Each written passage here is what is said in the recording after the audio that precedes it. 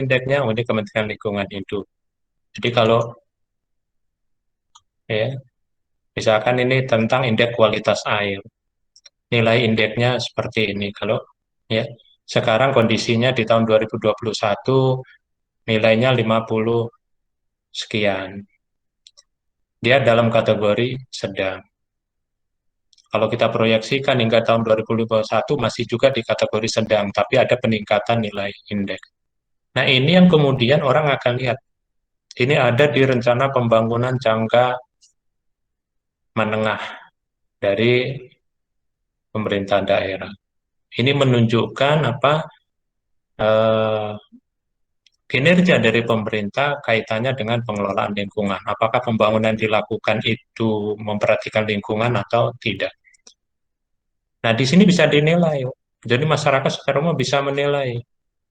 Kalau indeksnya sangat baik gitu ya, oh dia berarti aware atau perhatian betul terhadap pengelolaan lingkungan. Kalau begini sedang ya, sedang-sedang saja pada umumnya. Bagaimana kalau buruk misalkan? Nah, misalkan gini, tentang pengelolaan udara, dia kategori baik. Tapi begitu tentang lahan, dia masuk kategori buruk misalkan. Nah, jadi indeks pun kita bisa proyeksikan ya. Nah, di sini juga. Dan ini untuk berbagai macam ya.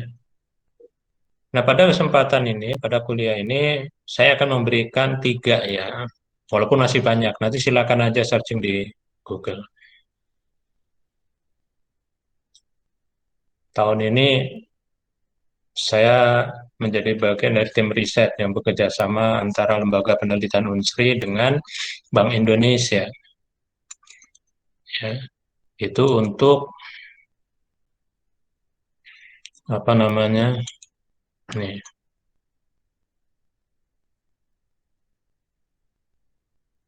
ini untuk mencari yang namanya komoditas produk ya, atau jenis usaha unggulan UMKM Bank Indonesia. Jadi Bank Indonesia ya, dia yang memberikan regulasi terkait dengan penyaluran kredit dan yang lain-lain atau perbantuan usaha modal terhadap UMKM, melakukan inventarisasi gitu. Seperti ini. Dan itu profil dari yang ini. Nah, salah satu yang diinginkannya, bagaimana mereka di dalam memformulasikannya, misalkan. Ini menggunakan AHP, ya. Jadi senang sekarang mereka-mereka para praktisi sudah banyak menggunakan formula-formula ini. Jadi di sini menggunakan AHP, Analytical Hierarchy Process. Ini juga salah satu pengambilan kebijakan. Ada yang fokus, tujuan, faktor, kriteria. Kriteria ini alternatif. Jadi menggunakan AHP. Nah pun demikian juga, misalkan eh,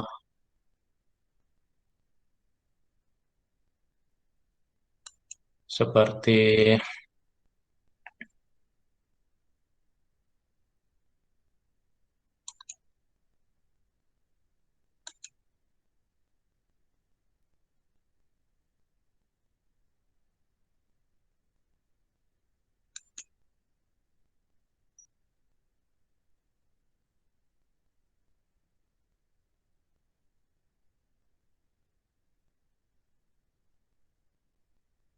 menunjukkan bahwa penggunaan HHP ini udah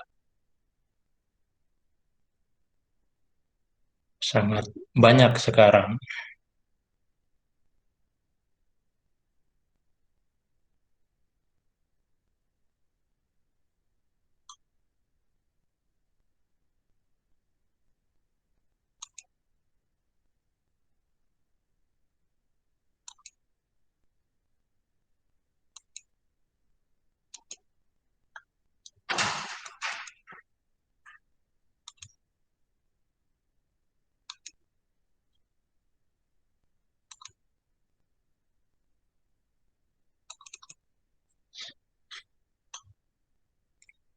Nah, ini juga ya. Jadi yang namanya expert knowledge, pengetahuan pakar, kita nggak banyak yang namanya pakar itu nggak banyak ya. Di bidang kedokteran yang namanya dokter spesialis yang dia andal itu nggak banyak. Bagaimana dengan daerah-daerah di pedalaman yang ini? Padahal yang namanya penyakit tidak mengenal wilayah gitu. Ketika mau menghadirkan dokter spesialis ke sana, mau nggak kira-kira dokter spesialis itu? Bagian besar nggak mau, prakteknya di kota semua gitu. Maka ada yang namanya sistem pakar, expert system, ya, menirukan. Nah, di matematika ada bidang komputasi yang diantaranya di sana banyak ya terkait dengan sistem pakar. Nah, ini juga ya. Ini adalah salah satu upaya. Kita bisa menggunakan ini data-data spasial ini untuk melakukan penilaian. Ya. Kemudian ada yang lainnya adalah HP. Jadi ini adalah contoh kuesioner. Hasil penilaian pakar beberapa.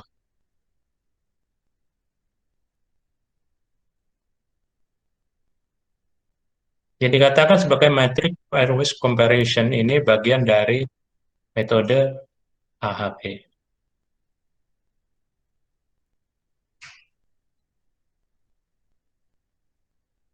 Jadi ada indeks jasa ekosistem. Ini adalah nilai-nilai indeks.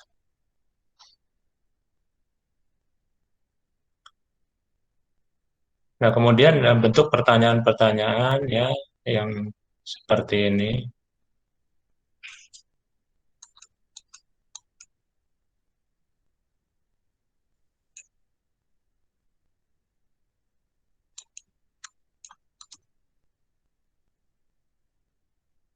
Nih. Ini adalah yang namanya skala Saati. Pertanyaan-pertanyaan model AHP. Ya. Nah, ini yang akan eh, saya bahas pada saat sekarang. Nah, sebelum saya ke HP ada metode yang sederhana dulu kaitannya dengan indeks ya. Tentu kalian sudah buka ini, filenya sudah saya bagikan beberapa waktu yang lalu, beberapa hari yang lalu. Yang pertama adalah yang namanya teknik perbandingan indeks kinerja atau Comparative Performance Index CPI. Jadi di dalam pengambilan sebuah keputusan tentu ada alternatif keputusan yang mau diambil. Ada pilihan, kemudian ada kriteria. Kata keputusan, kebijakan, ya, itu bisa memiliki makna yang banyak. Kalian mau membeli barang, pengen barang A, B, C, D, E, ya, bingung tuh mau milihnya. Nggak mungkin mau beli kelima-limanya, mau belinya cuma satu. Maka harus dibuat peringkatan. Membuat pemeringkatan dari satu, 2, 3, 4, 5. Ya, jika satu itulah yang akan kita beli gitu. Nah, ketika mau membeli ada kriteria, ya. Kriteria ini macam-macam. Bisa dari sisi harga, bisa dari sisi kualitas, bisa dari macam-macam. Itu kriteria. Misalkan di MIPA mau memilih mahasiswa teladan. Ketika dilakukan pemilihan, seleksi, administrasi, dan yang lain tentang prestasi dari mahasiswa, ya, sebagai kandidat, sebagai mahasiswa teladan, pada akhirnya nanti misalkan maju ada 10 kandidat, ya, untuk menjadi mahasiswa teladan. Itu alternatif. Mahasiswa A1, mahasiswa A2, sampai mahasiswa A10. Kemudian ada kriteria, misalkan K1 itu IPK, K2 misalkan kemampuan bahasa Inggris, K3 prestasi apa, ya sampai ya berapapun kriteria yang diberikannya. Baru kemudian masing-masing akan diberikan satu evaluasi untuk mahasiswa A1 IPK-nya berapa, TOEFL-nya misalkan berapa, prestasi di luar akademiknya apa, yang ini. Dari situ kemudian ada bobot, ya, dan kemudian dilakukan perhitungan. Nah, ini adalah upaya untuk mengkuantitatifkan. Kalau kita mendasarkan hanya kepada kriteria tadi saja, sulit untuk menyatukannya. Yang mana ya yang paling baik, sehingga dia layak dinyatakan sebagai mahasiswa teladan. Yang mana ya barang yang paling baik, ya, yang kemudian layak untuk kita beli. Nah, jadi di sini yang namanya indeks merupakan kesatuan penilaian dari berbagai macam ya kriteria, dan itu berlaku untuk ya semua alternatif yang mau dipilih. Nah, cara kerjanya bagaimana untuk yang CPI? Ini ada alternatif H1 sampai HN misalkan. Ada K1 sampai KN. Kemudian kita akan transformasikan ini. Jadi ada nilai-nilai yang kemudian kita transformasikan. Kalau semula nilainya misalkan X11, ya, ini kita transformasikan. Caranya adalah dengan melihat di kolom ini, di dalam satu kolom.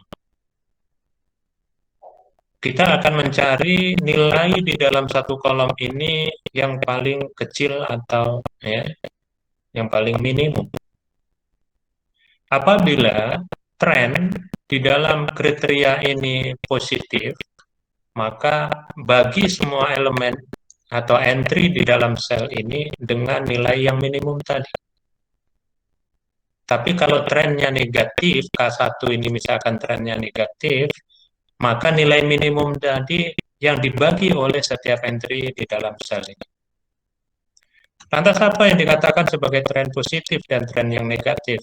Ya, contoh, kalau kalian usaha, misalkan di sini yang namanya keuntungan. Keuntungan itu tren yang positif.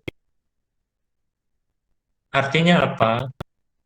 Semua orang pasti akan mencari keuntungan yang besar. Semakin besar keuntungan berarti semakin baik. Itu positif. Tren negatif bagaimana? Misalkan biaya. Maunya kalau kita berusaha itu biayanya seminimal mungkin. Semakin kecil biaya yang dibutuhkan, maka akan semakin baik. Nah, semakin kecil itu dikatakan sebagai tren negatif. Jadi kita lihat kalau di sini K1 misalkan keuntungan, keduanya ini terkait dengan biaya, mau usaha nih, ya, jenis usaha A1, keuntungannya ya per unitnya berapa rupiah, biaya iniannya parsialnya misalkan berapa. Maka di sini akan kita cari mana yang paling minimum, karena trennya ini positif, maunya kita untung yang besar, ya, maka setiap ini kita bagi yang minimum. Tapi kalau ini trennya negatif, ya, setiap entry ya itu menjadi pembagi, bukan dibagi tapi menjadi pembagi nilai yang minimum. Bisa dipahami ya? Sehingga nantinya akan demikian terbentuk ini. Nah, setelahnya baru kita kalikan yang dikatakan sebagai indeks. Ide gabungannya itu adalah pengali antara A dengan B. Jadi ini kita kalikan. Ini adalah nanti menjadi A dengan bobotnya. Lantas bagaimana dengan bobot sendiri? Nah, bobot ini ya menyesuaikan dari kriteria. yang namanya keputusan itu seringkali berlaku untuk individu, ya, ataupun kalau mau ya, apa namanya, sebuah perusahaan bukan individu, tapi perusahaan itu adalah sebagai entity, unit. Jadi keputusan itu sebagai entity atau unit yang ketika kalian mau berusaha yang memilih ini, maka tentu akan berbeda walaupun jenis usahanya. Kalian mau memilih jenis usaha, saya mau memilih jenis usaha, bobot yang saya berikan bisa berbeda. Ya. Ada sementara orang yang sangat concern dengan keuntungan, nggak peduli dengan biaya, karena dia punya modal yang banyak, biarpun ya biayanya besar nggak apa-apa, yang penting keuntungannya besar. Sehingga tipikal orang yang seperti ini bisa saja memberikan bobot yang besar pada K1, pada keuntungan, sementara dia relatif lebih kecil dibanding ya pada komponen biaya. Tapi sementara yang lain karena modalnya terbatas misalkan, maka dia sangat kosong dengan biaya. Wah, ini nggak bisa nih, itu modalnya terbatas, saya harus memberikan bobot yang lebih untuk biaya ini. Biarlah keuntungannya ya kecil, tapi itu bisa dijalankan dengan biaya yang ada. Nah, sama seperti misalkan kita mau memilih sekolah, orang tua mau memilih sekolah untuk anaknya. Di zaman sekarang udah banyak sekali pilihan.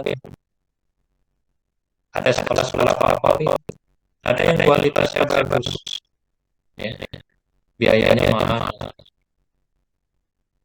Nah, ini kriteria menyekolahkan anak pada suatu sekolah tertentu, ya, banyaknya faktor kriteria yang apa.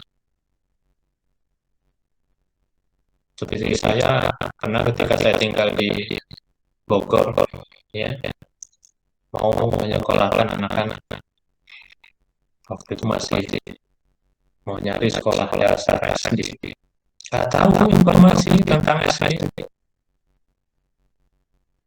di Kota Bogor. Nanya SD mana ya yang bagus, ada yang menyebut A. Nanya lagi yang lain, SD mana yang bagus, nyebut B.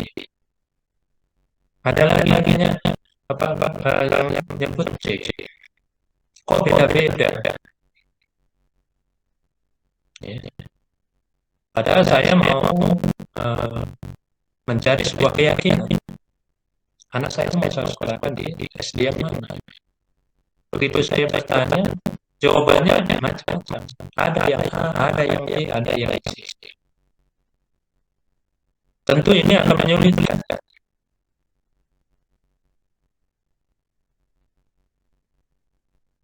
Maka apa kemudian yang saya lakukan, yaitu ya, mengaplikasikan teori kebijakan ini. Apakah kemudian informasi dari informasi tadi nggak penting? Sangat penting. Setidaknya dalam tahap awal saya sudah bisa menyeleksi mana sekolah-sekolah favorit waktu itu, mana sekolah-sekolah yang bisa dipercaya ya. Ada A, B, C, D, ya. Kemudian apa yang saya lakukan adalah memberikan kriteria untuk memilih, untuk membandingkan A, B, C, D, E tadi. Apa kriterianya? Misalkan satu, dari sisi kualitas, prestasi yang dicapai oleh setiap sekolah, ya, yang ditunjukkan dari sisi siswanya misalkan. Atau kalau kita menggunakan standar yang sama terkait misalkan dengan akreditasi sekolah, akreditasinya udah sama semua, maka itu nggak bisa dijadikan kriteria, percuma. Semuanya udah A, ya sudah, sama-sama A. Tapi kalau misalkan dia bervariasi, ya masih bisa. Kalau sama, ya nggak usah dijadikan kriteria. Ya, kualitas misalkan. Hal yang kedua, gitu. Saya memiliki uang yang enggak banyak. Jadi dalam arti kata yang terbatas.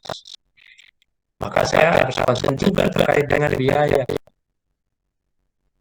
Dan di situ terukur kalau sekolah dia berapa biayanya,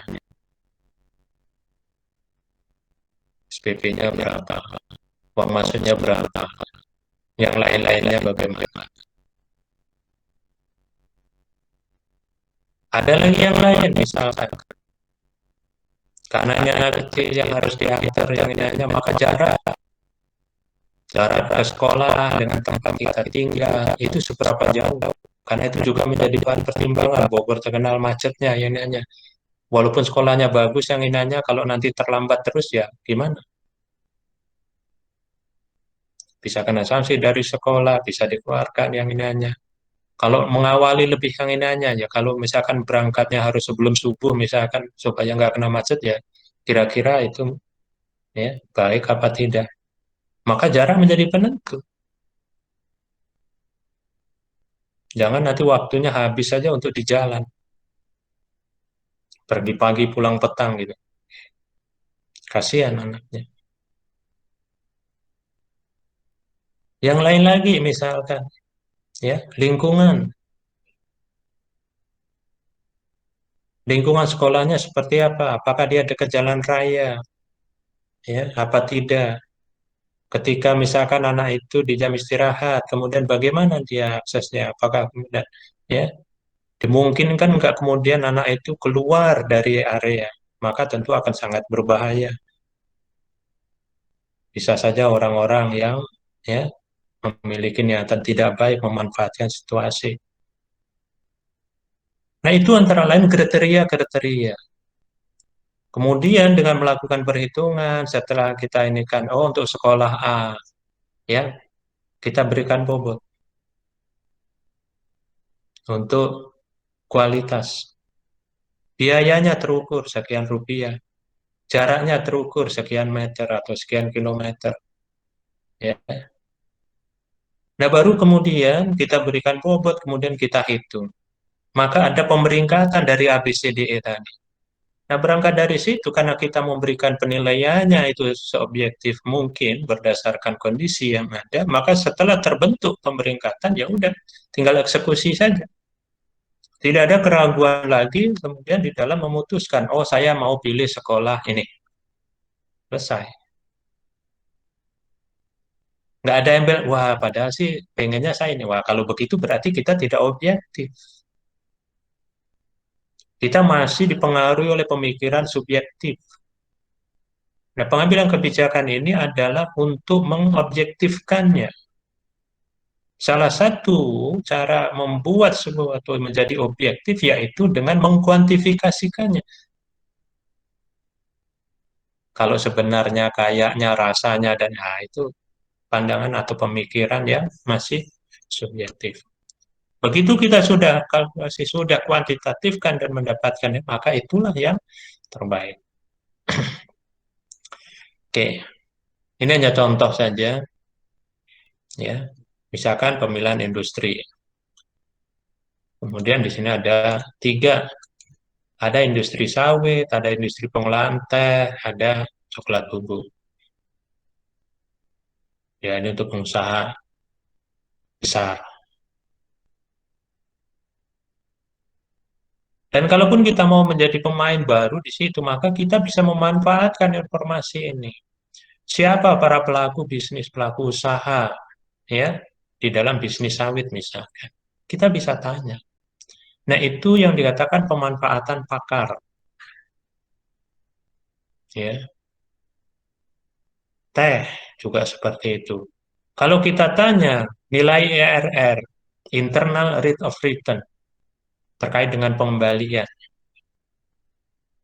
ya, terkait dengan misalkan benefit cost ratio, tentu mereka yang ada di dalam ya sektor terkait itu yang paham. Yang seperti ini bisa saja kita tidak perlu melakukan riset ya secara mendalam ya ini hanya cukup kita bertanya saja. payback period, waktu pengembalian modalnya misalkan, ya, berapa tahun. Kalau kita investasi ini pengembalian modalnya berapa lama ya? Oh, sekian tahun. Ya. Maka kita cari betul orang yang bisa dipercaya. Itu makanya dikatakan sebagai pakar. Nah, seperti yang kayak begini. Ini ada pakar banyak yang nantinya. Jadi ada beberapa yang ini hanya.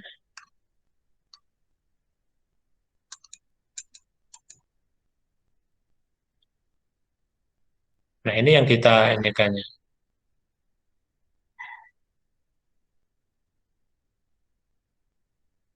Jadi kita menggunakan beberapa pakar untuk kemudian memberikan penilaian. Nih, ada pakar satu, pakar dua, pakar tiga. Ini juga salah satu upaya untuk mengurangi ya bias. Kalau ada sampai tujuh ya nanti kita bisa berikan nilai rata-ratanya. Atau bisa kita ambil misalkan modusnya. Ini berbagai macam pilihan. Ya. Kalau dia bersifat kualitatif penilaiannya, ya, maka kita bisa ambil modus. Dalam artian apa? Mana nih pakar yang paling banyak memberikan itu? Nah, itu contoh untuk ini. Nah, angka-angka 30, 20, 25 ini dari pakar. Kemudian, ya, yang menjadi agak kualitatif adalah di bobot. Ini kembali kepada pelaku. Seperti yang namanya pemain saham pialang. Nggak bisa ya, itu sangat tergantung pada sisi dirinya sendiri. Nggak ada teori yang kemudian bisa mempengaruhi dirinya. Kalau dia tidak seorang liberal, dia sudah mencari aman aja. Tapi kalau dia seorang yang agresif, oh, maka dia akan punya keberanian yang memutuskan.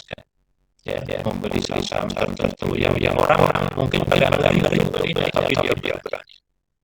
Tentu semua modelnya tidak ada minusnya. Kalau pas-pas yang belum besar, pasti ya habis turun. Nah, makanya di sini tergantung pada sisi calon ini mau yang mana, mau memberi beberapa. Satu hal yang harus diingat dalam berbobot ini adalah totalnya yang bisa 100%. Jadi kalau misalkan untuk kriteria 1 33%, 50%, oke lah, ya mau nyari aman aja nggak apa-apa deh, kalau pengembalian modalnya lama, tapi bisa rasionya yang baik itu, misalkan. Sehingga ini karena fokus pada ini bos itu kan, kalau dia ini costnya itu lebih dari satu ya artinya setiapnya akan memberikan keuntungan, ya yang penting itu dulu deh usahanya jangan kayak untung aja terus baru nanti ya waktu pengembalian modalnya agak lama, kemudian besar keuntungan yang diperoleh dari modal kita ya kayaknya ya apa-apalah yang nah, jadi ini yang agak kualitatif, tetapi ya, harus ingat dalam pembuatan di sini jangan lebih dari satu terkait dengan probability juga bahwa nggak ada uang yang lebih dari satu. Nah, transformasi yang kemudian ya kita lihat namanya ya maunya yang baik itu ya. Ini tren yang positif, semakin besar ya keuntungannya didapatkannya dari terkait dengan aturan modal, maka ya itu tren positif. Bahkan yang paling kecil 20, sehingga 30 kita bagi 20 kali 100%, 150, 20 bagi 20 kali 100%, ya ini dan seterusnya. Di sini juga tren yang positif maunya ya semakin besar dari rasio, semakin besar persegi besar, gini-gini, ya, di kos. Kemudian waktu pengembalian modal, nah ini negatif. Kenapa? Semakin kecil itu semakin disukai. Namanya pengembalian modal 6 tahun dengan 4 tahun, orang pasti akan saya bilang 2 tahun, orang dapat kembali modal saya. Jadi kata-kata negatif, makanya tren negatif kita ambil 4 ini yang paling kecil, maka 4 dibagi 5, 4 bagi 5 kali 100, kalau 80. Ya, 4 dibagi 5 kali 100, 6657, demikian dan seterusnya. Nah, kalau sudah dapat ini, maka tinggal 150 dikali 0,3, ditambah 100 kali 0,4, ditambah 80 kali 0,3, itu 109. Demikian juga yang lain, sehingga kita cari nilai indeks kinerja gabungannya yang paling tinggi adalah di sini. Oh, ternyata coklat bubuk itu yang lebih menjanjikan pada contoh kasus ini. Ya, yang kedua adalah masa sawit. Nah, yang dibutuhkan adalah di sini pemerintahkan ini. Ya, itu mengetahui nilai indeks. Artinya kita mengkuantitatifkan ya berdasarkan fakta-fakta ini. Ini yang dikatakan indeks sangat sederhana. Perhitungan matematisasi sebenarnya. Tetapi ini yang memberikan keputusan secara cepat. Misalnya saja di dalam suatu institusi, ya, seorang direktur sumber daya manusia akan rekrut pegawai baru. Tentu punya standar. Perusahaan itu punya standar pegawai seperti apa yang diinginkan. Itu yang namanya kriteria. Begitu mendaftar, kemudian ada seleksi administrasi, kemudian mengerucut, sampailah pada misalkan ada 5 calon pegawai. Padahal posisi yang disediakan hanya satu. Bagaimana cara memilih? Ya, satu dari 5 itu. Maka antara lain bisa disebutkan. Dan ketika para pengambil kebijakan mengambil kebijakan yang didasarkan pada hitung-hitungan kuantitatif yang seperti ini, maka akan mudah untuk memberikan tanggung jawab, memberikan pelaporannya.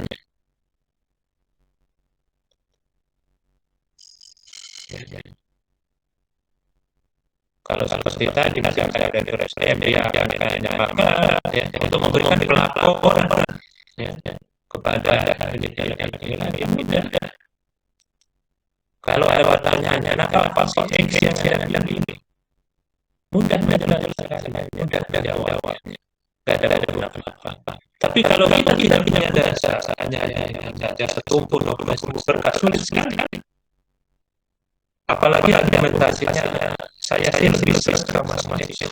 Saya lebih condong sama siswa ini, tidak bisa. Sangat subjektif.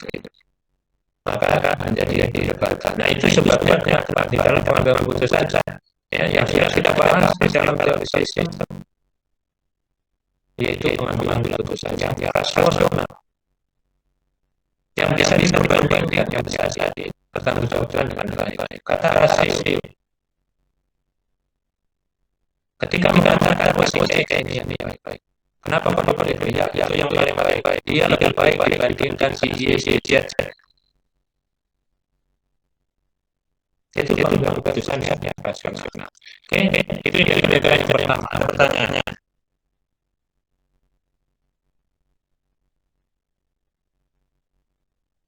Nggak ada. Nah, yang berikutnya adalah bias. Kalau tidak ada, yang berikutnya adalah metode bias. Ini caranya hampir sama. Ya. Cuma satu hal saja, bahwa di dalam bias itu mensyaratkan satuan yang sama di setiap unitnya, di setiap kriteria. Nah, ini yang menjadi persoalan. Agak sulit kita mendapatinya untuk mencari satuan yang sama. Cara kerjanya sama saja. Kalau ini satuannya ini sudah sama, maka tinggal mengalihkan saja ini bobotnya. Oke. Ini teori-teorinya. Terkait dengan fungsi keputusan, fungsi resiko, ini ada di materi kuliah statistika matematika 2. Kita mengenai ada fungsi keputusan loss function dan lain-lain. Ya. Jadi menggunakan konsep matematik. Ada distribusi prior, ada distribusi posterior. Itu memang prinsip dari Bayes menggunakan informasi sebelumnya. Tapi bagaimana ketika satuannya misalkan tidak sama, maka kita harus transformasi. Pada akhirnya kembali pada metode CPI, Comparative Performance Index. Nah kemudian salah satu ya kalau saya katakan sebagai satu kelemahan mungkin ya sebenarnya juga tidak terlalu adalah nilai gabungannya yang relatif kecil seperti ini. Kadang-kadang kita itu mengambil keputusan itu maunya yang benar-benar gitu, yang mutlak itu absolut. Jadi kalau antara 18,0, 18,2, 18,2, 18,3 hanya selisih ya 0,1. Rasa-rasanya kok masih ragu. Kebanyakan orang seperti itu. Tapi bagi yang memahami statistik tentu ini tidak menjadi masalah. Ya. Karena beda 10% itu luar biasa. Maka tidak menjadi persoalan. Nah, ini diambil contoh saja, misalkan nih, eh, contoh sederhana saja. Kita mau berlangganan surat kabar, misalkan. Ada Kompas, Media Indonesia, Republika. Ya. Kemudian kita mau milih gitu. Yang mana sih yang paling bagus dari tiga ini? Kita bisa tanya pada responden. Ada pemberitaan ya, kita concern pada berita tentang politik keamanan, ekonomi pembangunan, kesejahteraan rakyat, kemudian olahraga, opini, luar negeri. Ya sedikit melakukan riset misalkan ya dari hasil survei kita ternyata responden atau pembaca yang menyukai pemberitaan terkait dengan berita politik dan keamanan kalau di Kompas itu ada 12%. Kemudian kalau di Media Indonesia 18, misalnya katakanlah respondennya ada 100 gitu ya. Di Republika ada 8.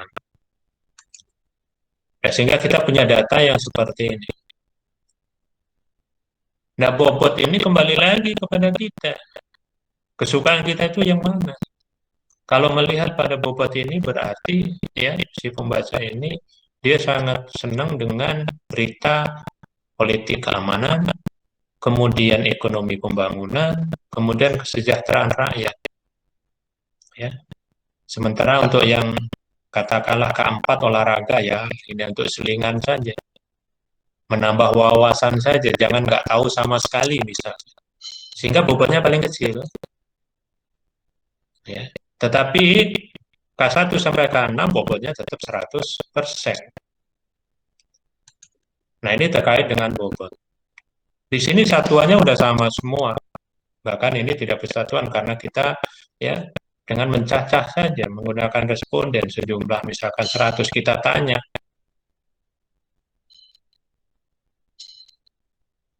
Responden A misalkan.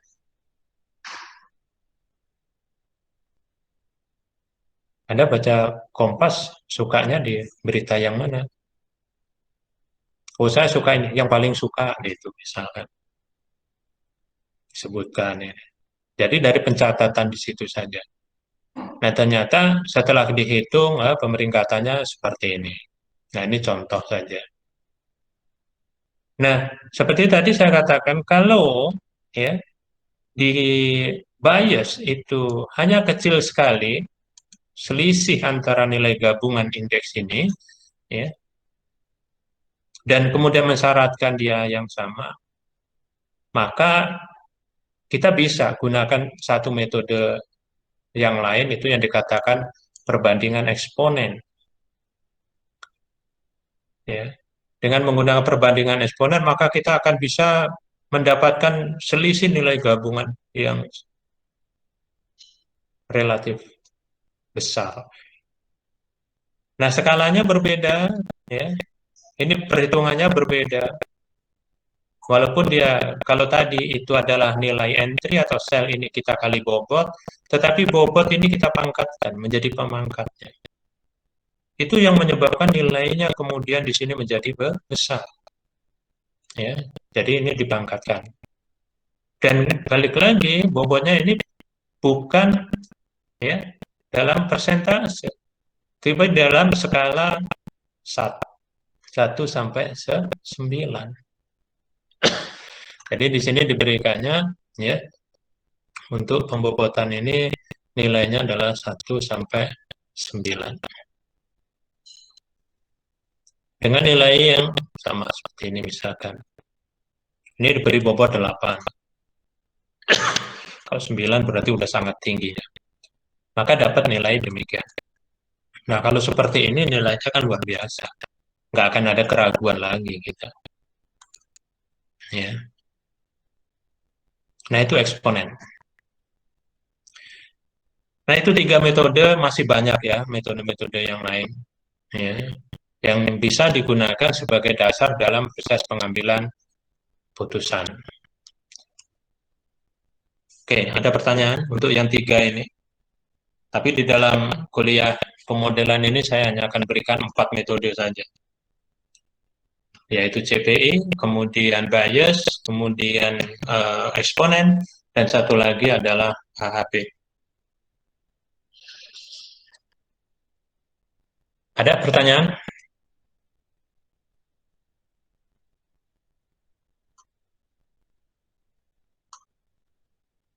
Halo?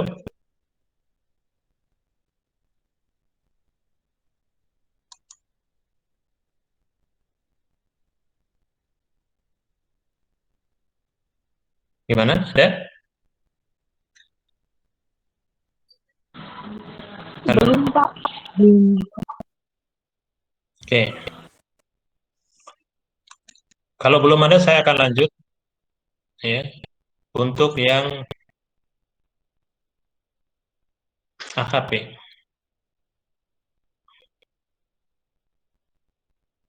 Ini juga sudah banyak mahasiswa kita ya. Saya banyak membimbing yang menggunakan AHP untuk skripsinya. Apakah itu untuk menilai ya eh, bank atau ya banyak nilai persepsi yang lain.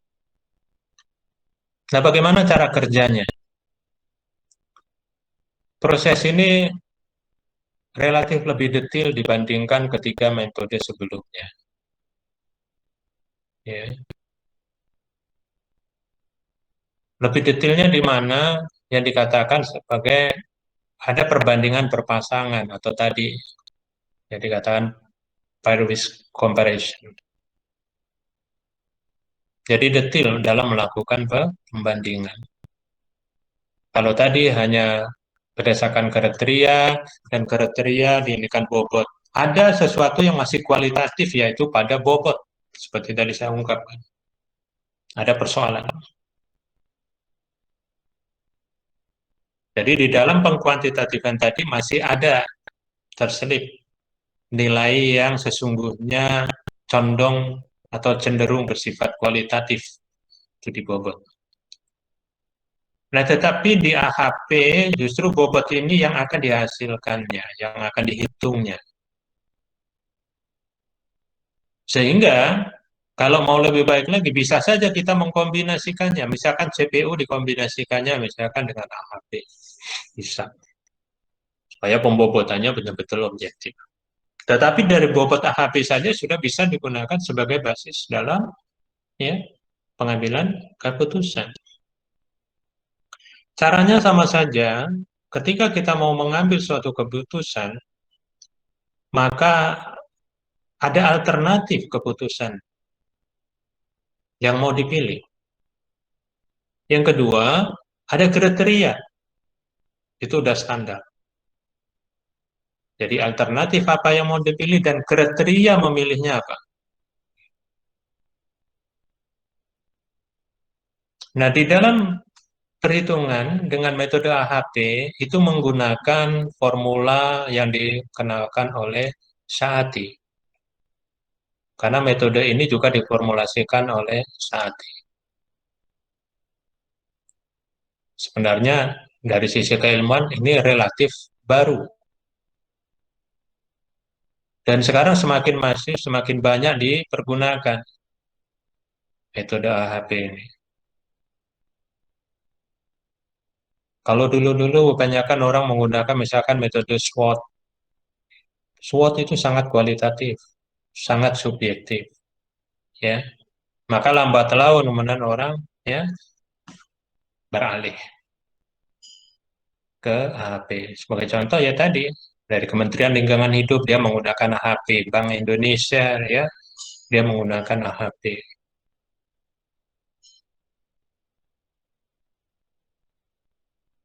Jadi bukan hanya teoritis saja. Alhamdulillah saya juga ada di dalamnya gitu. Untuk membantu melakukan perhitungan-perhitungan itu. Nah, apa yang diinikan formulasikan oleh Saati di dalam melakukan perbandingan berpasangan. Jadi kalau ada dua objek, ya, ada dua alternatif yang mau kita perbandingkan. Maka di dalam perbandingan Saati itu nilainya hanya 1, 3, 5, 7, 9. Nilai-nilai yang ganjil. Kalau ada perbandingan yang berbeda di antara keduanya. Tapi kalau dia sama atau kita ragu-ragu, ya, untuk menyatakan ada perbedaan, kita ragu-ragu, maka keraguan-raguan itu bisa dituangkan dalam nilai genap 2, 4, 6, 8. Tetapi nilai 2 dengan 6, walaupun sama-sama nilai ragu-ragu, tingkatannya berbeda. Kalau nilai 2 itu ragu-ragu untuk mengatakan bahwa A itu lebih atau sedikit lebih baik dari B misalkan. Kita ragu, apa iya ya A ini lebih baik dari B? Atau yang sebaliknya, ya, B yang lebih baik dari A. Sedikit hanya, sedikit saja lebih baik. Hanya mengatakan sedikit lebih baik saja kita ragu. Tapi kalau nilai 6 ya, atau nilai 8 misalkan, maka kita akan memperbandingkannya apa? Mutlak, mutlak lebih baik. Jadi kita ragu untuk mengatakan A ini mutlak lebih baik. Kalau A ini mutlak lebih baik dari B, maka nggak akan pernah ya kita temukan B yang lebih baik dari A. Tetapi kalau mengatakan A itu sangat jelas, ya, misalkan ya nanya masihnya. Jadi kita bingung nih, ini sangat jelas atau mutlak ya gitu. Kalau sangat jelas masih kemungkinan B yang lebih baik itu. Tapi secara umum A ini lebih baik dari B. Kalau berdasarkan fungsi misalkan oh A ini lebih penting dari B misalkan. Atau A ini mutlak lebih penting dari B. Kita ragu, maka kita beri nilai 8. Tapi tingkatannya berbeda ya dengan yang dua. Nah, itu yang dikatakan sebagai perbandingan berpasangan atau pairwise comparison menurut Saati. Lantas apa dasar membandingkannya? Mengatakan lebih baik, mengatakan lebih penting.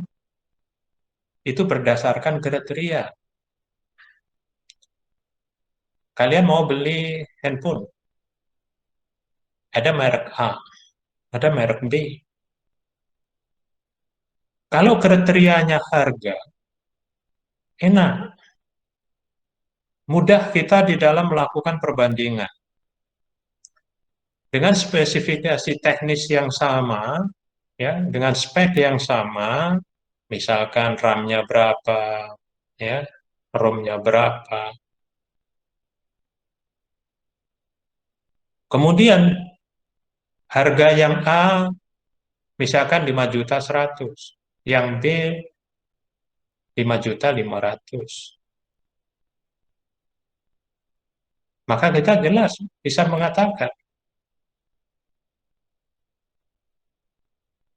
oh kalau begitu si B ya lebih mahal, jelas lebih mahal dari si A. Atau kalau bagi kita harga misalkan perbedaan itu range-nya tidak terlalu oh, sedikit lebih mahal. Atau kalau harga HP itu misalkan range-nya perbedaan selisihnya hanya sepuluhan ribu, maka kita bisa katakan, oh B sangat jelas lebih mahal karena ada selisih 400.000. Tapi kalau itu selisih yang wajar-wajar saja, bisa ini, oh kita bisa katakan, ya si B sedikit lebih mahal, ya. Kalau misalkan harganya selisihnya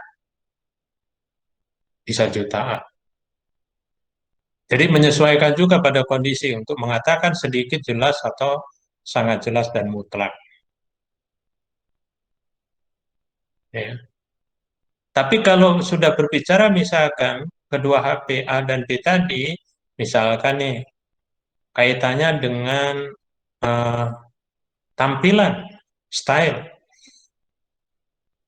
mulai agak susah karena kualitatif sifatnya. Tapi kita bisa memberikan mana nih yang lebih bagus, HP A atau B? Ah, kayaknya A ini sedikit lebih bagus dari B. Tapi kita ragu, tapi kayaknya sama aja deh. A dan B sama bagusnya. Jadi untuk mengatakan sama bagusnya dan sedikit lebih bagus ragu. Maka kita bisa beri skor saja 2 di antara keduanya itu. Jadi kita ragu-ragu untuk dikatakan sama. Tidak. Dikatakan sedikit lebih bagus juga. Enggak, gitu. Hanya tipis sekali gitu ya perbedaannya. Nah, itu cara penilaian. Cara melakukan perbandingan berpasangan. Nah,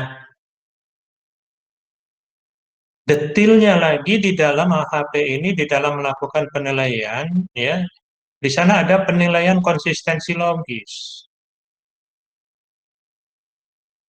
Tadi ada perbandingan berpasangan. Kalau kita memiliki ya 3 benda, 3 objek A, B, C, maka kita akan melakukan perbandingan A terhadap B, A terhadap C, B terhadap C. Nah, kita harus konsisten. Maka dikatakan sebagai konsistensi logis. Kadang-kadang seorang pakar saja bisa tidak konsisten. Misalkan seorang pakar kita tanya, Prof, A dibanding B mana yang lebih baik, Prof? B. Ya. Kemudian A dengan C, Prof? C. Kita balik. C dengan A, Prof? Ya A lah.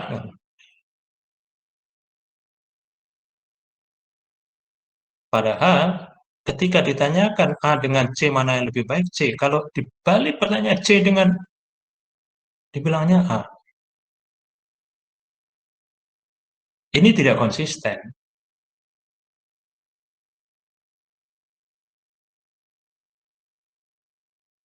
Sama seperti kalau A dengan B mana yang lebih baik? B.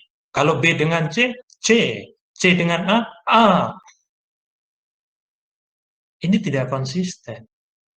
Padahal kita hanya membuatnya itu pengulangan loops. Jika A maka B gitu. Atau A dibandingkan B, B dengan C, C dengan A. C dengan A kan sama dengan A saja. Kalau A dengan B lebih baik B, B dengan C lebih baik, maka A lebih baik kan.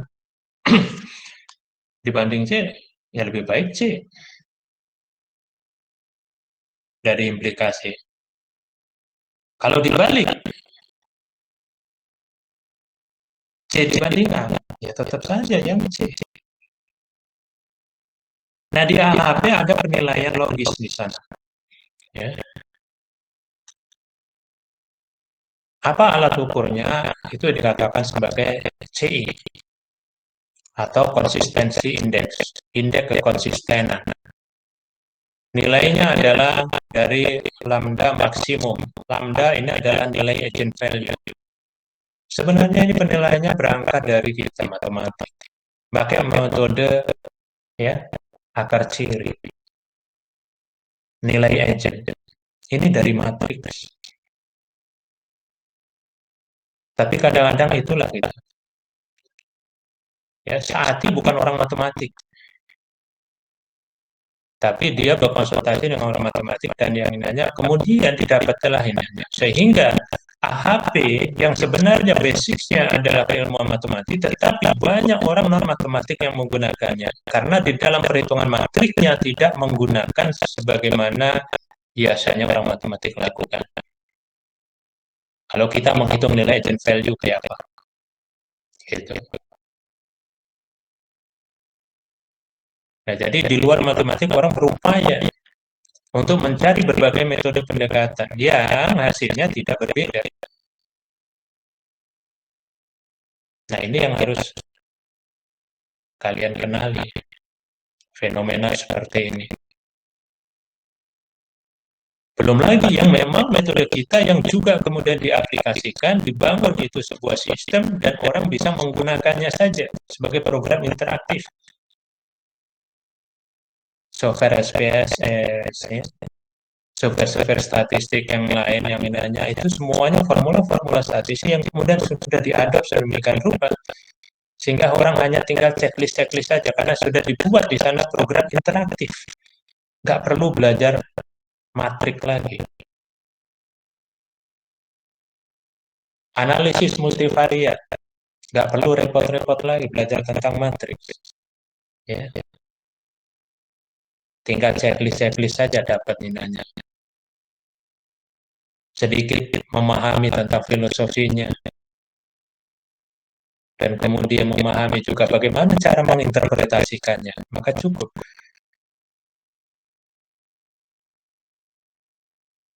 Nah, itu makanya ada PR sebenarnya bagi kita sebagai orang matematik. Banyak metode-metode kita yang kemudian sudah dimanfaatkan oleh para praktisi. Ya. Maka udah saatnya kita untuk ya bergerak lebih cepat lagi. Nah, ini formulanya nanti silakan dibaca. Ada CE ini dari nilai agent. Kemudian CE ini ya pada akhirnya akan digunakan untuk menghitung namanya konsistensi rasio. Ya. Apabila nilai CR-nya kurang dari 10%, maka ini dianggap konsisten. Ya, kalau lebih dari 10%, maka itu belum konsisten. Apa konsekuensinya kalau penilaiannya tidak konsisten atau belum konsisten? Ulang lagi. Tanyakan lagi, A dibanding B, A dibanding C, B dibanding C, B dibanding A, C dibanding A, C dibanding B. Tanyakan lagi, gitu. Hitung lagi. Dan untuk proses itu pun orang juga sudah bangun softwarenya. Sehingga ketika kita wawancara, kita bertanya kepada pakar, maka begitu selesai pertanyaan diajukan, ya, kita udah langsung tahu hasilnya, jawaban si profesor atau si pakar ini konsisten apa tidak. Bisa saja misalkan seorang pakar kita tanya ke dia, oh ternyata tidak konsisten, oh maaf Pak, Bu, dari penilaian jawaban yang disampaikan tadi, ya, itu masih belum konsisten. Bisa kita ulangi lagi. Nggak butuh waktu lama. Karena orang sudah mendesainnya lagi. Jadi ketika suatu metode atau alat itu kemudian banyak yang menggunakannya, maka orang akan terus mencari mana yang memudahkannya. Ya.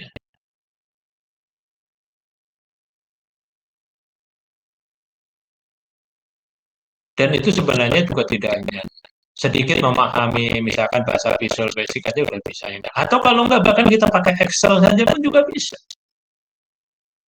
Ya, kita buat dalam formatnya nih, kita tanya tes yang ini hanya langsung kita formulasikan.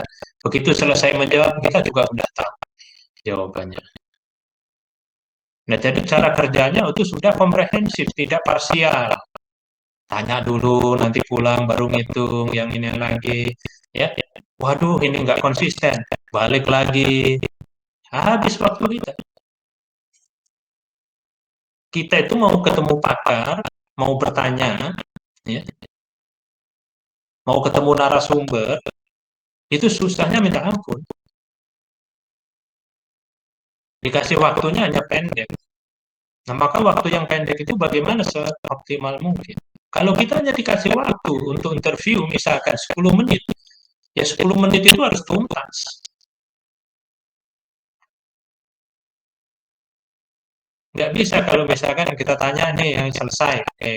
Memang 10 menit sih, tapi begitu pulang dianalisis, wah ternyata nggak konsisten. Janjian lagi mau ketemu, nggak mau lagi orang. Tapi kalau dalam 10 menit itu kita yang ini hanya langsung ketahuan ini hanya, mungkin kita interview 6 menit selesai, coba ulang lagi ini hanya, oke begitu selesai. Atau nambah misalkan 5 menit dari yang ini hanya, karena dia sendiri menyadari tentunya bahwa apa yang dinilainya itu tidak konsisten. Maka dia juga akan memiliki niat baik itu di si pakar untuk kemudian memberikan koreksi terhadap apa yang sudah dinilainya. Tapi kalau lain waktu, nah itu adalah bagian ya, yang juga harus menjadi pertimbangan. Seperti yang kita lakukan, yang kami lakukan ya, untuk melakukan penilaian, penetapan komoditas unggulan. Kami tim tersebar di semua kabupaten kota di seluruh provinsi Sumatera Selatan. Kami datangi satu kabupaten, cari di sana, kita inventarisir. Sebelumnya sudah kita inventarisir. Apa komoditas unggulannya? Ya. Kemudian siapa narasumbernya? Bisa dari kepala dinas terkait, ya. Bisa kepada pelaku usaha,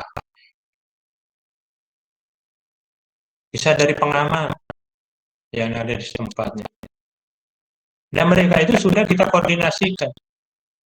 Begitu kita ketemu, kita sudah siap. Kita tanyakan. Nih dari hasil inventarisasi kita ada komoditas A, B, C, D. Ya, mana yang memiliki prospek lebih baik antara A dan B, antara A dan C, antara B dan C. Mereka kita minta untuk memberikan nilai, berapa skornya, konsisten atau tidak. Maka ketika kita pulang, selesai.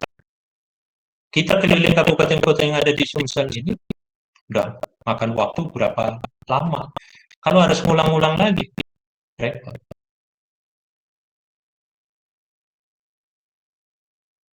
Kan bisa ditelepon Pak yang nanya. Iya, orang juga punya kesibukan, walaupun kita bisa telepon yang ini, ya, tetap saja. Nah itu hal lain, ya, faktor non teknis yang kita ada di luar. Nah yang mengoreksi CR di sini adalah RI, ya. Nilai RI ini suatu tetapan dari rasio indeks ini dari Orchid Laboratory. Kalau N kita, ya, N-nya hanya satu, bukan responden, maaf. Banyaknya ini, ya, objek yang kita mau perbandingkan. Kalau dua, kalau tiga, kita bisa teruskan. Nah, kemudian ada penentuan prioritas ini berdasarkan bobot. Ya, kembali saya pada contoh yang tadi, ya, penentuan sasaran. Ada kriteria, ada alternatif, maka kita buat yang kayak begini. Dan ini bisa bermacam-macam ya. Jadi ada sasaran, ada kriteria, ada alternatif. Kita mau memilih memilih komoditi agroindustri. Ada bahan baku, pemasaran ya. Ini kriterianya. Sehingga kalau kita mau pilih ya, kita mau usaha sawit, coklat, karet, atau teh. Kriterianya apa? Ketersediaan bahan baku, prospek pasarnya, teknologi prosesnya. Jadi kita perbandingkan ke semuanya. Nah, ini yang dikatakan sebagai struktur hierarkinya. Ya, sasaran atau tujuan kita mau apa. Jadi sama seperti yang di sini tadi. Nih, fokus atau sasarannya apa. Penetapan KPJU unggulan. Gitu. Tujuannya mau apa. Ya, faktornya, input proses, kriterianya. Nah, itu beberapa yang ini. Dan masih banyak dalam ini yang lain.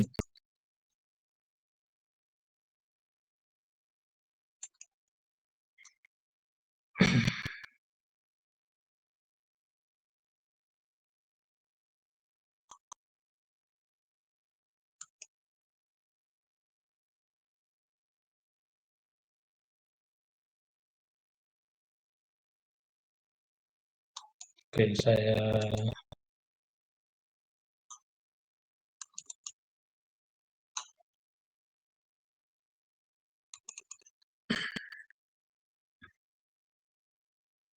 misalkan seperti ini.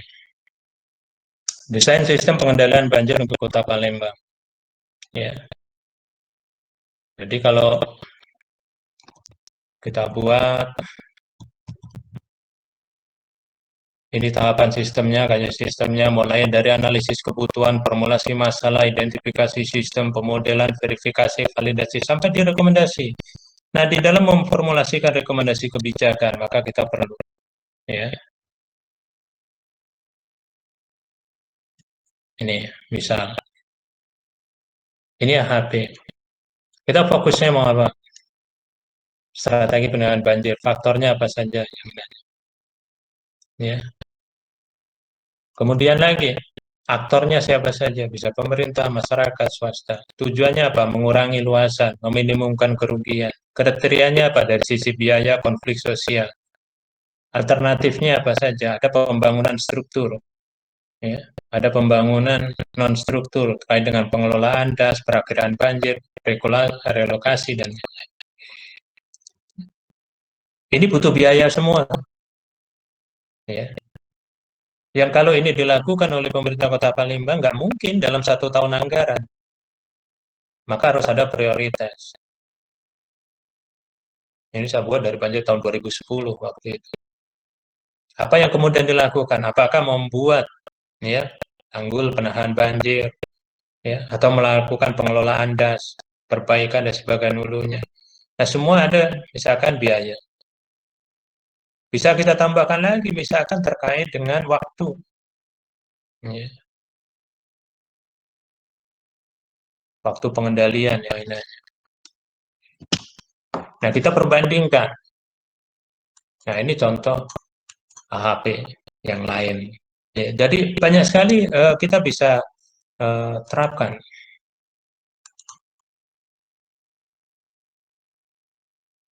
Nah, saya ambil contoh di sini untuk kepentingan kuliah ini, ya, yang umum, misalkan ini. Jadi setelah kita bangun ini, kita akan membuat pembandingan. Di sini dulu kita nilai. Kriterianya dulu yang kita perbandingkan. Antara bahan baku dengan pemasaran, mana yang lebih penting? Bahan baku dengan teknologi, pemasaran dengan teknologi. Jadi antara kriteria kita perbandingkan dulu.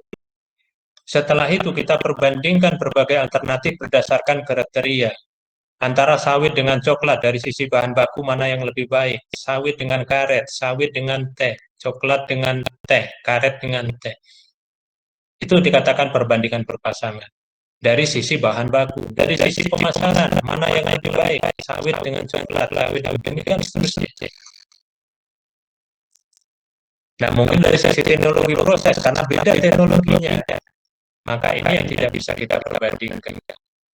Tetapi ya, bagaimana pembandingan antara sawit coklat itu terkait dengan kapasitas produksinya? Karena teknologi proses pengolahan sawit ya, menjadi CPO dengan sawit karet ini berbeda-beda, nggak bisa kita perbandingkan.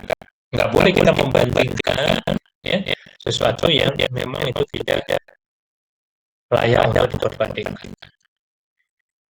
Nah, berdasarkan untuk pembobatan kriteria, kita hanya memberikannya seperti ini saja. Bahan baku dengan bahan baku sama pentingnya karena sama nih, ya makanya satu per satu. Bahan baku dengan pemasaran ini satu ke dua. Artinya apa? Kalau memberikan satu per dua seperti ini, mana yang lebih penting? Kalau seperti ini, membacanya dari baris ya, baris kolom. Bahan baku ke pemasaran. Kita membandingkan bahan baku dengan pemasaran, dengan membandingkan pemasaran dengan bahan baku itu sama. Tapi nilainya berkebalikan. Makanya ini yang dikatakan perlu konsistensi. Ada yang di atas ini itu ada matriks segitiga atas. Nanti yang di sini matriks segitiga bawah. Gitu. Kalau bahan baku ya dibanding pemasaran nilainya 1/2 itu menunjukkan pemasaran lebih penting. Kita orang matematik sederhana saja. Bahan baku dibanding pemasaran ya, itu sama dengan 1/2. Maka pemasaran sama dengan 2 kalinya bahan baku. Dikatakan sama pentingnya enggak, dikatakan sedikit lebih penting juga ragu, maka dia katakan 1/2. Tapi pemasaran yang inanya harus 2/1. Jadi pemasaran per bahan baku ya sama dengan 2/1. Pemasaran sama dengan 2 kali bahan baku. Kembali lagi seperti itu. Nah, dari nilai inilah kemudian kita lakukan perhitungan matriks. Jadi cara perhitungan matriknya, satu-satu, ya ini setengah, sama. Kita buat. Kita akan tetapkan nilai agent value. Tetapi di sini hanya menggunakan ya beberapa dari sifatnya. Sangat sederhana, hanya perlu pengalian saja. Bahkan ini sudah banyak orang yang membuat template-nya. Template perkalian matrik mulai ordo 2x2, ya, 3x3 dan seterusnya. Sampai 10x10 ada yang bahkan lebih. Jadi udah disiapkan dengan mengikuti pola yang ini. Maka orang yang nggak paham ya, terkait bagaimana cara mengalihkan matrik pun hanya mengisi entry yang di sini saja selesai juga, dapat juga jawabannya. Nah itu gambarannya. Jadi metode ya, matematik itu sudah dipergunakan sedemikian rupa, kemudian ditransformasikan bagaimana kemudian orang bisa dengan mudah menggunakannya, tidak harus bersulit riak. Ya. Itu yang terjadi di luar ya. Caranya bagaimana? Kuadratkan matrik kira-kira. Hitung jumlah nilai setiap baris, kemudian lakukan normalisasi. Hentikan proses ya. Kalau kemudian nilai aja-nya itu sudah kecil. Jadi kita seperti melakukan proses iterasi. Kuadratkan, ini kali ini hasilnya ini. Setelah itu jumlah barisnya berapa? Kalau jumlah baris ini diinikannya, maka akan ada total. Total ini sama saja total semua entry matrik ini. Kalau kita membagi setiap entry dari jumlah baris ini dengan total, maka itu yang dikatakan sebagai normalisasi. Maka total nilainya adalah salah satu. Jadi konsep yang simpel yang digunakan. Nah, kemudian didapatlah nilai yang vektor ini. Ini yang pertama. Setelah itu hasil pengkuadratan yang pertama ini kita kuadratkan kembali untuk mendapatkan nilai vektor yang kedua. Jadi kita masuk pada iterasi yang kedua.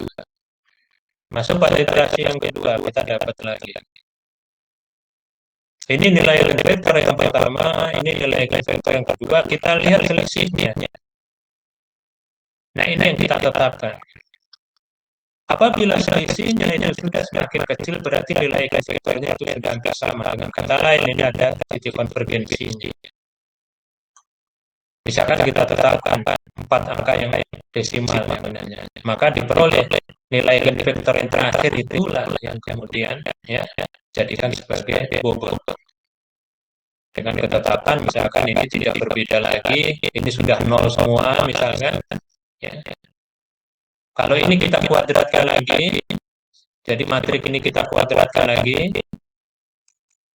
kita normalisasi lagi, hasil terakhirnya kita dapatkan nilai vektornya adalah ini. Dan inilah adalah bobotnya.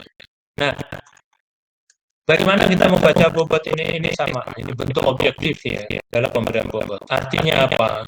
Bahwa ya, kaitannya dengan pilihan ini tadi berdasarkan kriteria dari berbagai komoditas industri tadi, bahan baku pemasaran teknologi proses, ternyata faktor pemasaran itu yang memiliki bobot paling tinggi, 55,8%. Dia menunjukkan bahwa pemasaran memiliki faktor penting. Ya. Yang kedua, itu adalah bahan baku. Yang ketiga, baru teknologi proses. Jadi baru menilai untuk ini saja. Nah, sebenarnya kita bisa, ini kita adopsi kemudian dipakai, digabungkan dengan indeks kinerja tadi untuk penetapan bobot. Boleh. Karena total ini juga 100% dari bobot ini. Ya. Dan penilaian ini cukup logis. Gitu. Oh iya, memang pemasaran yang lebih penting. Kalau kita mau berbisnis, kita mau ya membangun satu industri, maka harus ada pasar dulu. Gitu. Ya, pasar yang paling utama. Ini cukup logis. Untuk apa? Ada teknologi proses yang canggih, ya, tapi pasarnya nggak ada. Untuk apa? Ada teknologi proses yang canggih, bahan bakunya nggak ada, nggak berproses juga. Maka dalam hal ini secanggih apapun teknologi, maka itu hanya menempati posisi yang ketiga. Karena teknologi proses bisa digantikan ya manual. Dalam nggak pakai mesin yang ini aja kan, misalkan ya pakai tenaga manusia konvensional bisa. Tapi yang namanya pasar mutlak harus ada. Untuk apa kita membangun suatu industri, kita mau berusaha? Kalau kemudian pasarnya nggak ada, mau dijual ke mana produk kita? Hal yang kedua, oke pasarnya ada, tapi bahan bakunya nggak ada, mau bagaimana? Ya. Bagaimana kita mau memproduksi teknologinya nggak canggih, pasarnya ada, bahan bakunya nggak ada.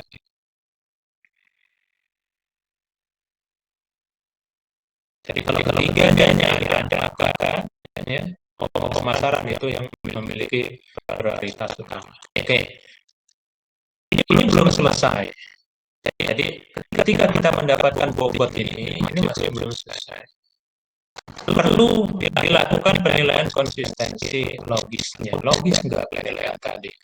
Maka dari sini ya kita kalikan kembali.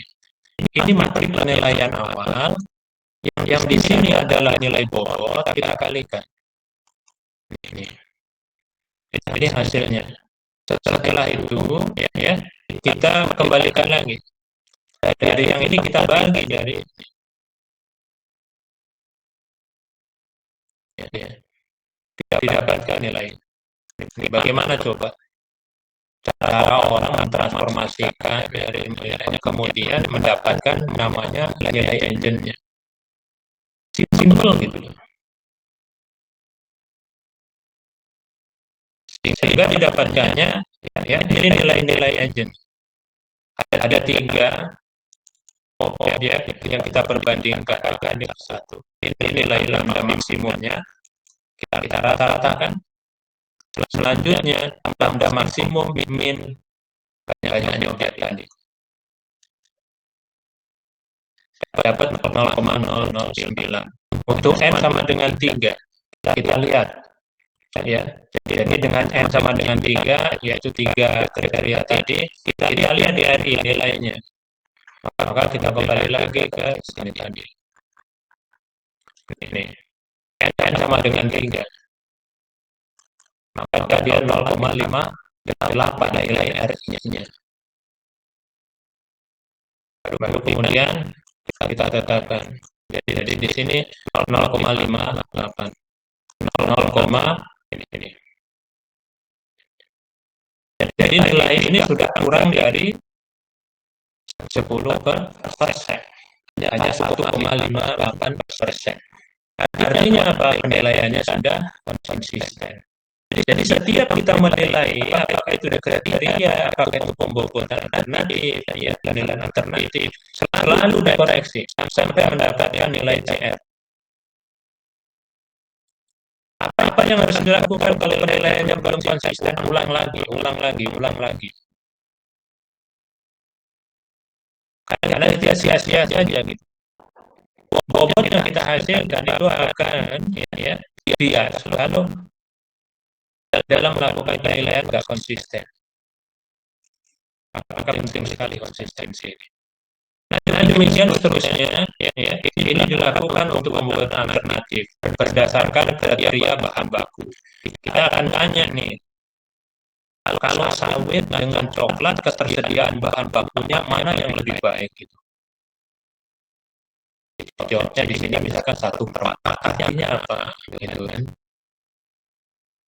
Ini kebetulan di daerah di mana tanyakannya mungkin coklat yang lebih ini ya.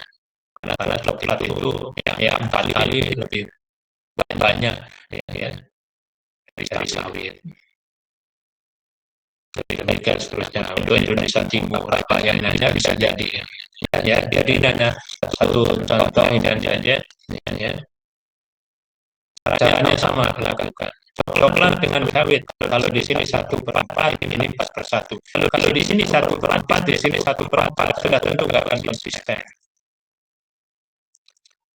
Nah terakhir kita dapat bobotnya kayak begini ya dengan perhitungan yang sama tadi maka kita bisa tahu ternyata industri kita ini yang paling menjanjikan ya, industri yang paling menjanjikan baru kemudian coklat baru kemudian tapi itu tuh parsial dikatakan teh ini menjanjikan itu berdasarkan ketersediaan bahan baku di sini belum bisa kita menjadikannya sebuah kesimpulan. Memang kalau dilihat dari aspek ketersediaan bahan baku teh menjanjikan. Kalau dilihat dari ketersediaan faktor pemasaran, ternyata sawit yang lebih perspektif. Kalau kemudian dilihat dari teknologi prosesnya, ternyata sawit juga yang paling terkait dengan teknologi. Maka kita sedang memiliki beberapa nilai-nilai yang tadi baru kita kembalikan lagi kepada hierarkinya. Ini nilai-nilai yang tadi. Dari sini maka kita sudah bisa membaca nih. Dari kriteria bahan baku pemasaran teknologi proses kita tahu bahwa pemasaran ini yang lebih penting. Baru kemudian bahan baku. Jadi bobot pemasaran itu 55,8%. Untuk bahan baku, ya, itu kita kembalikan kepada hierarkinya lebih mudah kita untuk melihatnya. Dan ternyata di sini dilihat dari pemasaran sawit, dilihat dari teknologi proses di sini sawit. Nah, ternyata nilai bobot dari ini komoditi ini berbeda-beda. Di sini disebut di sini sawit, di sini sawit. Nah, bagaimana kita menyatukan sehingga kita bulat untuk mengambil sebuah keputusan? Ya. Maka kembali lagi kita gunakan matriks. Jadi yang ini ya dari 3 ini ada 4, ini ada 3, maka bisa kita buat matriks 4 kali 3. Jadi baris ini menyatakan baris pertama jenisnya sawit, baris kedua coklat, baris ketiga karet, baris keempat teh. Kolom pertama dari matriks ini menyatakan bahan baku, ini menyatakan pemasaran, ini menyatakan teknologi proses. Kemudian kita kalikan dengan kriteria. Ya, 3196 ini bahan baku. 5584 ini pemasaran dan seterusnya. Matriks ordo 4 kali 3 dikali dengan 3 kali 3. Maka dihasilkan ya. Sorry. 3 kali 1 dihasilkan 4 kali 1. Dengan mengalihkan ini ya, maka didapat ini. Dan inilah nilai terakhirnya. Maka kita dapatkan di sini sawitnya sekian, ya. Dan kita sampai pada satu kesimpulan. Oh, ternyata industri teh itu yang paling prospektif, yang paling menjanjikan. Baru kemudian minyak sawit. Yang berikutnya adalah coklat. Dan terakhir adalah karet. Ini berdasarkan contoh kasus yang ini. Ya. Kalau kita melakukan riset yang sama, misalkan untuk untuk provinsi Sumatera Selatan, kondisinya tentu akan berbeda. Itu.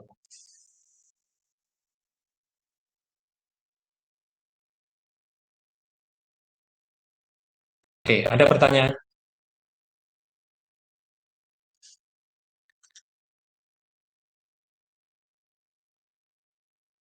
Nah, di akhir dari materi ini, saya memberikan pembanding. Memberikan perbandingan bagaimana ketika kita di dalam proses perhitungannya itu menggunakan teori, ya, atau metode-metode matematik sebagaimana yang sudah kita pelajari. Anda belajar banyak tentang matrik di aljabar linear, misalkan bagaimana menghitung nilai eigen, vektor eigen, dan seterusnya. Tapi di sini saya tidak secara manual memberikan perhitungannya, tapi dengan menggunakan software MATLAB. Ini saya ambil aja dari yang tabel 42. Ya. Dari tabel 42 yang tentang kriteria tadi.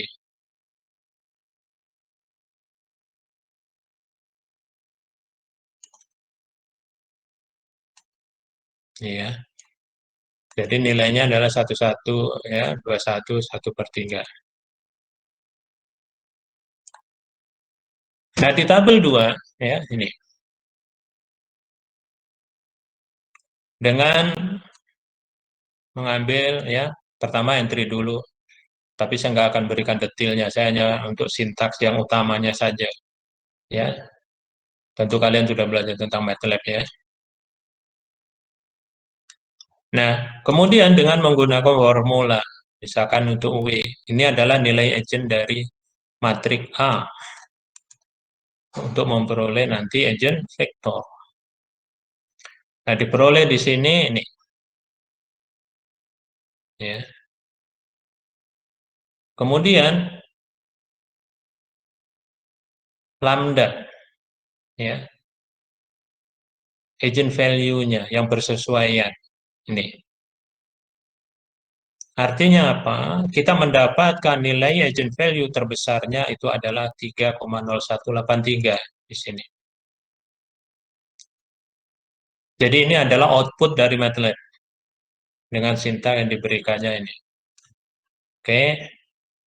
Kalau tadi itu dengan cara mengalihkan, mengkuadratkan, menjumlahkan baris, kemudian, ya, membagi baris dengan total dari semua entry.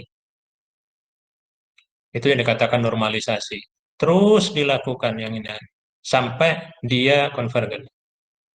Nah, lambda maksimumnya tadi diambil rata-rata.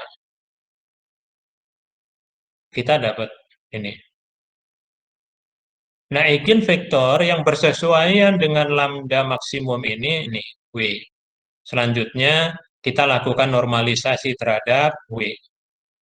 Kenapa kok kita melakukan normalisasi? Ya, ini juga kaitannya dengan, ya, total dari bobot. Karena namanya bobot harus 100%. Kalau lebih dari 100% nggak punya ukuran nanti kita. Ya, susah untuk ini kan. Jadi kalau dalam bentuk persentase mudah. Jadi total ukurannya adalah 100. Bisa mengatakan, oh, 31%, 55%, 12%, seperti itu. Nah, inilah yang dikatakan, ya, nilai terakhir yang merupakan nilai eigen vektor yang merupakan bobotnya. Yang diperoleh di sini untuk bahan baku ini sesuai dengan barisnya, ya. Dari yang sini baris pertama, baris kedua, ketiga itu adalah bahan baku pemasaran teknologi proses. Dan kita mendapatkan nilai yang sama dari sini. 31,96. Nilai ini adalah nilai yang sama seperti yang tadi kita udah hitung. Nih. Jadi 3196 sampai 1220. 3196 plus 20. Nah, ini menggunakan perhitungan ini. Jadi silakan saja mau menggunakan cara yang tadi atau menggunakan software MATLAB. Nah, kaitannya ya dengan tugas yang saya berikan kemarin, maka saya mintakan kalian membuat satu contoh proses pengambilan kebijakan kaitannya dengan manajemen keuangan tadi. Jadi pada satu sisi kalian membuat manajemen keuangan di keluarga masing-masing, ya, bagaimana mengatur keuangan, kemudian bisa memproyeksikannya untuk beberapa waktu ke depan. Itu bagian dari pemodelan. Ada asumsi-asumsi tentu di dalamnya. Asumsinya misalkan apa? Oh, pendapatan misalkan dari sisi gaji tetap, ya kan? Tidak ada tambahan atau bagaimana. Atau asumsinya, oh gaji itu naik setiap 2 tahun sekali sekian persen, misalkan. Itu asumsi yang diinikan. Ya. Atau mungkin tidak ada yang menggunakan asumsi. Jadi pada satu sisi itu kaitannya dengan aktivitas pemodelan. Untuk kemudian bisa melakukan pengaturan pengelolaan keuangan di tingkatan rumah tangga dan kemudian memproyeksikannya untuk keperluan ya atau melihat seperti apa kondisinya untuk sekian waktu ke depan. Kemudian hal kedua yang menjadi tugas adalah kaitannya dengan misalkan kalian dihadapkan pada suatu kondisi ya untuk mengambil sebuah keputusan.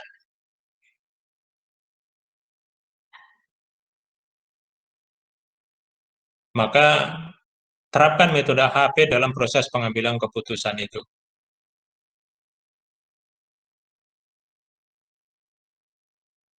Terapkan metode HP untuk pengambilan keputusan. Lantas siapa yang memberikan penilaian? Lakukan aja sendiri dalam persepsi kalian. Tetapi ya, tetap itu harus terukur. Dalam artian apa? Konsistensi ini harus dijaga. Sehingga di setiap penilaian harus ada ya, penilaian konsistensi logisnya. Sudah konsisten atau belum? Wah, saya mau beli HP. Ada merek A, B, C, D, E. Kriterianya ini. 1, 2, 3, 4 misalnya. Oh, saya mau beli laptop.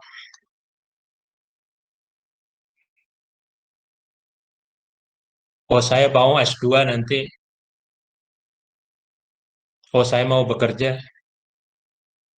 Itu adalah ya keinginan-keinginan yang pada waktunya, pada saatnya harus diputuskan. Dan ketika memutuskan, tentu hanya satu yang akan diambil. Ketika mau beli HP, HP yang mana ini yang mau dibeli? Mau beli laptop, laptop yang mana? Mau kuliah di perguruan tinggi mana? Mau kerja di sektor apa? Ya, jadi itu semua adalah perencanaan-perencanaan yang ini aja. Makanya satu dari sisi manajer keuangannya sudah mulai diproyeksikan. Ya, kalau saya mau pengennya mau kuliah ya nanti setelah tamat S1 yang ini hanya untuk mendukung itu maka apa yang harus dilakukan dari sekarang?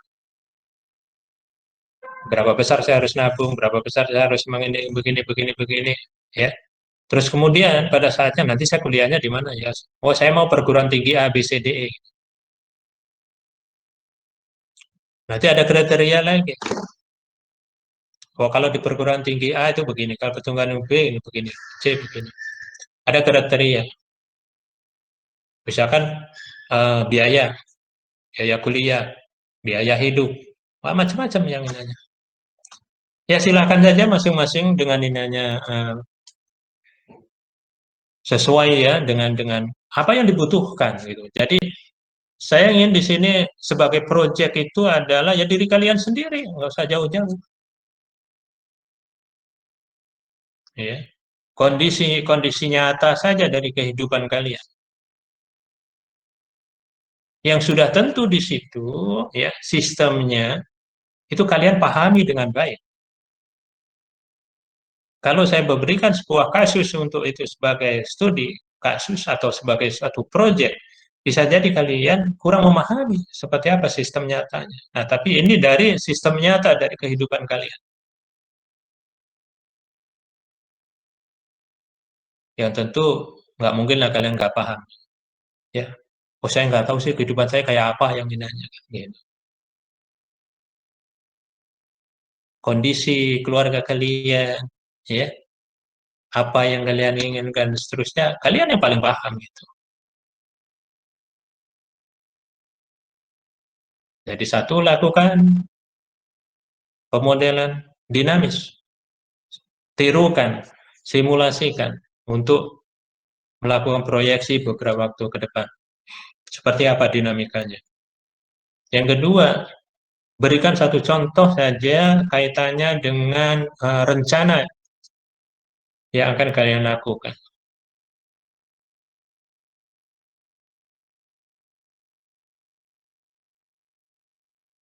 Seperti apa proses pengambilan keputusannya ketika mau ya mengeksekusi rencana itu tadi. Oh, saya selesai kuliah ini, saya mau buka usaha aja, tapi masih bingung nih mau usaha apa. Tapi sih kayaknya ada tiga deh pilihan, ada kemungkinan A, B, C. Ya berangkat dari situ. Ada usaha, ada B, ada C. Apa yang dibutuhkan di dalam usaha itu? Modalnya bagaimana, pasarnya bagaimana, bahan bakunya bagaimana, dan seterusnya. Sehingga sampai pada satu keputusan, oh, saya mau memilih usaha ini. Ya, kira-kira seperti itu. Bisa dipahami ya. Atau kalau ada pertanyaan, silakan.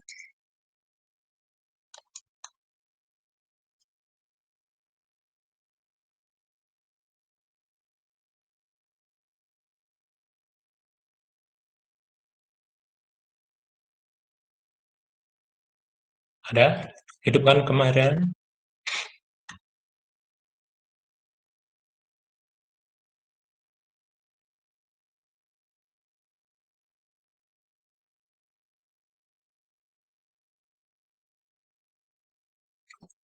Hidupkan.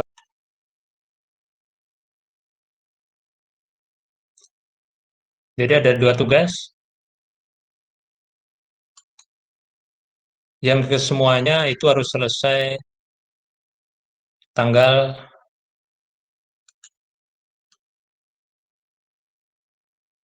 22 minggu depan.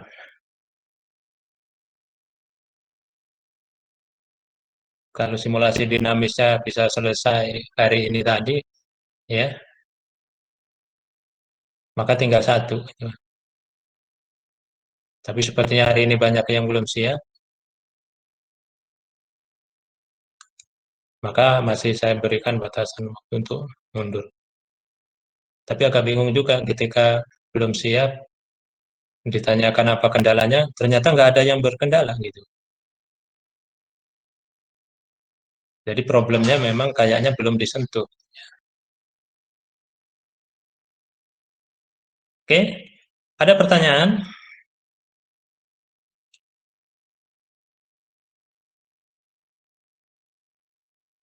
Nggak ada. Kalau nggak ada, minggu depan kita akan ujian. Dan materi ujiannya terkait juga dengan dua hal tadi. Ya. Yang pertama, pemodelan dinamis, kemudian yang keduanya, ya, satu contoh pengambilan keputusan.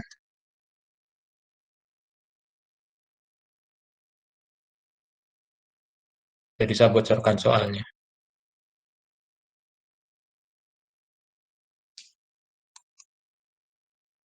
Oke, ada pertanyaan?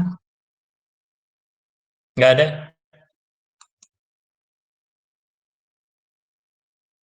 Mana kok sepi nih? Dengar nggak suara saya? Dengar, Pak. Dengar, Pak.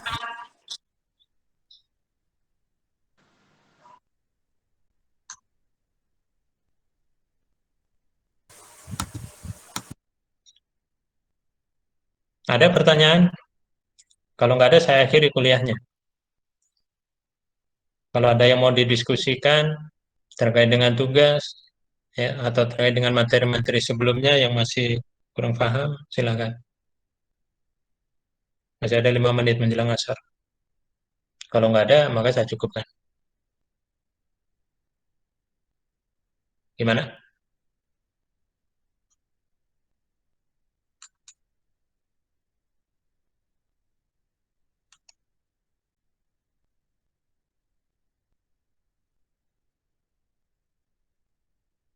Coba hidupkan kameranya. Yang lain mana nih? Pada nonaktif semua.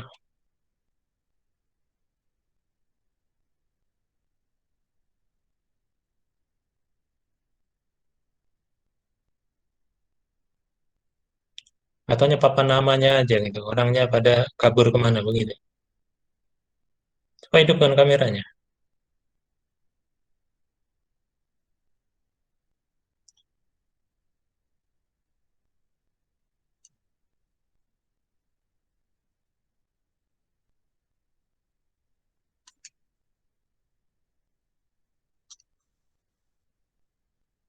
Jadi kendalanya sama aja kita kuliah online itu kayak kuliah online, kuliah offline,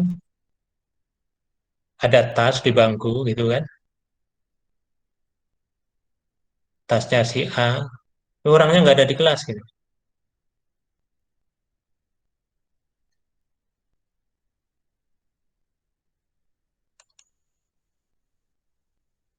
Jadi percuma gitu.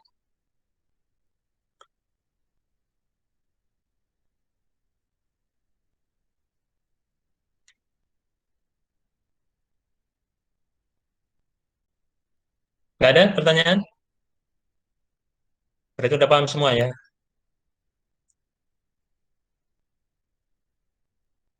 Maksud saya kalau ada pertanyaan, tanyakan sekarang. Jangan melalui WA. Kalau melalui WA itu, ya, jari jemari saya itu nggak selincah kalian kalau ngetik.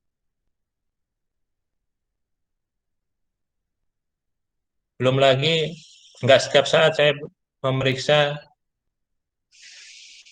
WhatsApp saya. Bisa jadi dikirim pagi, dilihatnya malam. Kalau ada persoalan sekarang kaitannya dengan simulasi dinamik atau apa, maka kalian bisa share di sini. Ini saya punya masalah di sini, kenapa begini, begini, begini, kalian share. Sehingga semuanya juga tahu, oh, ternyata sama dengan punya saya. Maka masing-masing bisa melakukan perbaikan gitu. Kalau nanya satu-satu lihat WA, ya hanya satu itu saja yang dapat jawaban.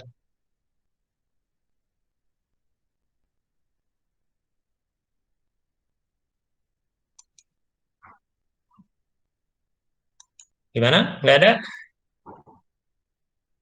Ya, kalau nggak ada, maka saya akhiri untuk kuliah hari ini. Ya, jadi kita ketemu minggu depan untuk ujian akhir semester. Selamat belajar. Ya. Terus jaga kesehatan, terapkan protokol kesehatan. Ya. Saya akhiri. Wassalamualaikum warahmatullahi wabarakatuh. Waalaikumsalam. Waalaikumsalam warahmatullahi wabarakatuh. Terima kasih, Pak.